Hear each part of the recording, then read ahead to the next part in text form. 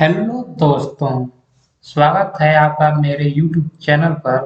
आज हम आप लोग को पढ़ाएंगे उद्देशिका या प्रस्तावना, जो कि पॉलिटी का बहुत ही इम्पोर्टेंट चैप्टर है, जिससे हमेशा एग्जाम में एक या दो क्वेश्चन आते हैं। चलिए स्टार्ट करते हैं देर न करते हुए। अगर आप मेरे चैनल पर नए हैं तो चैनल को सब्सक्राइब कर लें और बगल में बेल आइकन को भी क्लिक कर दें, ताकि आने वाले हर वीडियो का नोटिफिकेशन आप तक सबसे पहले पहुंच जाए। तो चलिए देर न करते हुए वीडियो को स्टार्ट करते हैं। पहला क्वेश्चन कहता है कि संविधान में हमारे राष्ट्र का उल्लेख किस या किन नामों से किया गया है? भारत तथा इंडिया, केवल भारत, हिंदुस्तान तथा इंडिया, भारत, हिंदुस्तान तथा इंडिया। इसका राइट आंसर आपका हो जाएगा भारत तथा इंडिया। इसका चलो व्याख्या भी देख लेते हैं। संविधान में हमारे राष्ट्र का उल्लेख दो नामों भारत तथा इंडिया के रूप में किया गया है। अनुच्छेद 1 के अनुसार भारत अर्थात इंडिया राज्यों का संघ होगा। अगला क्वेश्चन कहता है कि भारतीय संघवाद को सहकारी संघवाद किसने कहा? जी ऑस्टिन ने, के सी हियर ने, सर आइवर जेनिंग्स ने, या फिर डी डी बसु ने। तो इसका राइट आंसर आपका ए हो जाएगा, जी ऑस्टिन। जी ऑस्टिन एक अमेरिकी इतिहासकार थे। उन्होंने भारतीय संघवाद को सहकारी संघवाद कहा है। केसी वियर के अनुसार भारतीय संविधान एक अर्ध परिसंघीय संविधान है। भारतीय संविधान में उद्देशिका का विचार संयुक्त राज्य अमेरिका के संविधान से तथा इसकी भाषा ऑस्ट्रेलिया के संविधान से ली गई है। अगला क्वेश्चन है, हम भारत के लोग शब्दों का प्रयोग संविधान में कहाँ किया गया? राज्य के नीति निर्देशक तत्वों में, मौलिक अधिकार में, नागरिकता में, या फिर संविधान की प्रस्तावना में। तो हम भारत के लोग संविधान की प्रस्तावना में इसका प्रयोग किया गया है। राइट आंसर आपका डी होगा। इसके व्याख्या में कहते हैं कि भारतीय संविधान की प्रस्तावना का प्रारंभ हम भारत के लोग शब्दों से प्रारंभ होता है। इसका अर्थ है कि संविधान का मूल स्रोत भारत की जनता है तथा वही समस्त शक्तियों का केंद्र बिंदु है और वह किसी महासत्ता के अधीन नहीं है। अगला क्वेश्चन है कि निम्नलिखित शब्दों में से कौन सा शब्द सन 1975 में भारतीय संविधान की प्रस्तावना में सम्मिलित नहीं था? बंधुत्व, संप्रभुता, समानता या अखंडता। इसका राइट आंसर आपका हो जाएगा डी, अखंडता शब्द को नहीं जोड़ा गया था। भारतीय संविधान की प्रस्तावना में समाजवादी, पंथ निरपेक्ष और अखंडता शब्दों को 42वें संविधान संशोधन अधिनियम 1976 के द्वारा जोड़ा गया है। इसके द्वारा भारतीय संविधान में व्यापक परिवर्तन किया गया। इस संशोधन से 2 नए अध्याय 4 क और 14 का क और 9 नए अनुच्छेदों को जोड़ा गया तथा 12 अनुच्छेदों में संशोधन किया गया। अगला क्वेश्चन कहता है कि सभी व्यक्ति पूर्णतः और समान रूप से मानव है, यह सिद्धांत माना जाता है। सार्वभौमिकता, समशिष्टवाद, समाजवाद, अंतःक्रियावाद। इसका राइट आंसर आपका हो जाएगा एप्पल, यानी ए सार्वभौमिकता। इसकी व्याख्या देखते हैं तो सभी व्यक्ति पूर्णतः और समान रूप से मानव है, यह सिद्धांत सार्वभौमिकता के नाम से जाना जाता है।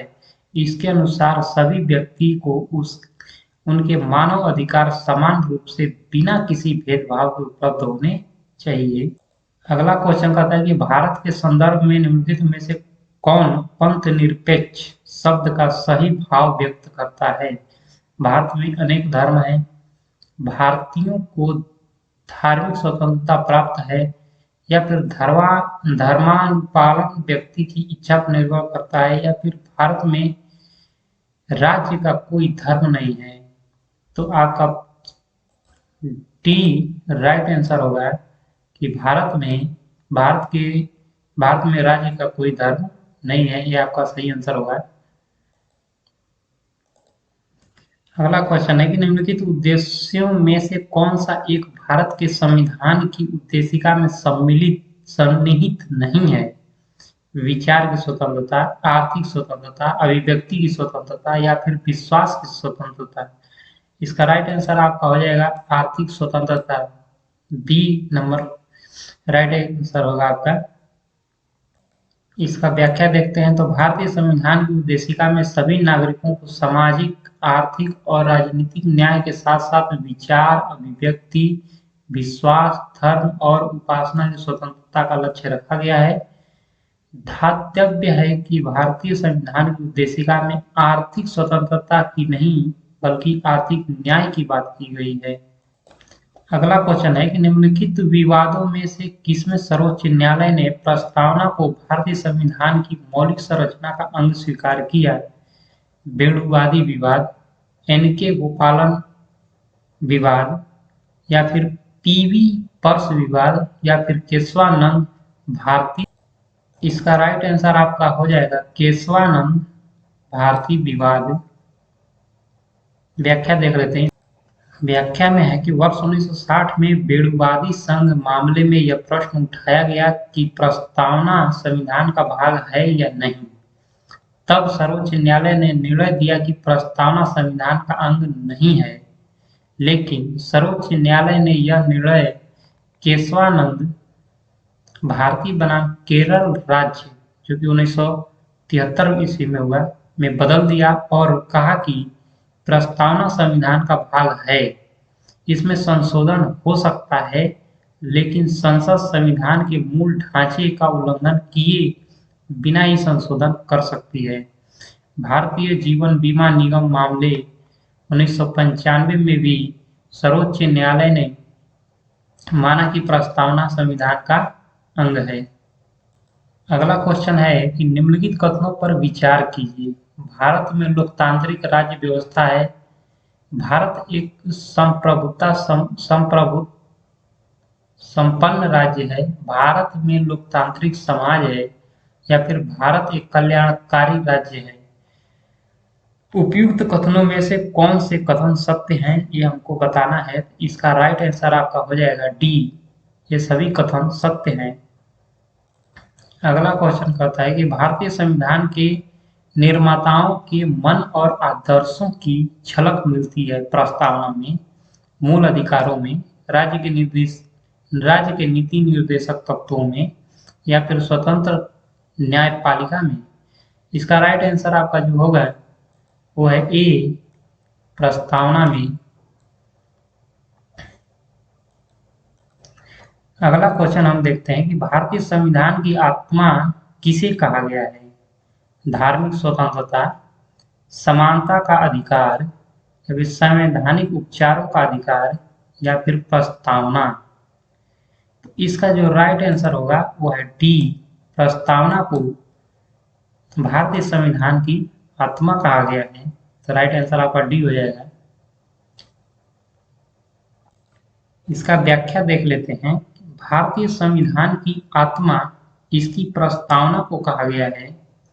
डॉक्टर भीमराव अंबेडकर ने संवैधानिक विचारों के अधिकार को भारतीय संविधान की आत्मा और हृदय कहा था। दोस्तों इसी के साथ आज का ये पॉलिटी का सेकेंड पार्ट भी खत्म होता है। नेक्स्ट थर्ड पार्ट आएगा जल्दी। तो अगर वीडियो आपको अच्छी लगी हो, अच्छे अगर क्वेश्चन हो तो मेरे चैनल को जरूर सब्सक्राइब करें और अपने दोस्तों के पास भी शेयर करें ताकि ज़्यादा से ज़्यादा लोगों को हेल्प हो सके। तो चलिए आगे देखते हैं। नेक्स्ट पार्ट ज्योग्राफी का कोई वीडियो लेकर आएंगे आपको। एक पार्ट हो गया, उसका दूसरा पार्ट लेकर आएंगे। तो आप लोग ऐसे ही अपना सपोर्ट करते रहें, चैनल को सब्सक्राइब जरूर करें। Thank you.